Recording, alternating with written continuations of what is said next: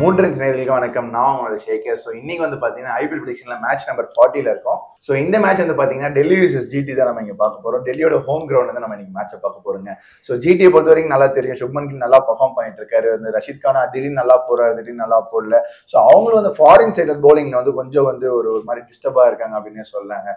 So இந்த match வந்து பார்த்தீங்கன்னா ஒரு நல்ல பேட்டிங் சைடாக இருந்தாங்கன்னா ஈஸியாக வின் பண்ணலாம்னு நினைக்கிறேன். ஸோ ஒரு நல்ல ஒரு பேட்டிங் பிச்சு. ஸோ நம்மளோட ப்ரெடிக்ஷன் தாண்டி நம்ம கில்லி கிரிக்கெட் தெரிஞ்சுக்கலாம் வாங்க.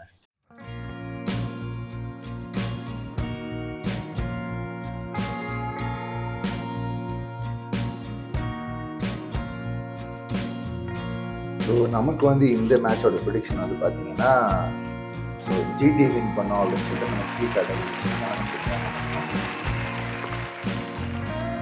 ஸோ இந்த மேட்சை பொறுத்த வரைக்கும் பார்த்தீங்கன்னா ஒரு பயங்கரமான ஒரு பேட்டிங் பிச்சுனே சொல்லலாம். ஸோ வந்து டெல்லி வந்து தன்னோட ஹோம் கிரவுண்டில் வந்து தோக்குமா ஜெயிக்கணும் அப்படின்னு ஒரு இக்கட்டான ஒரு மேட்ச்னே சொல்லலாங்க.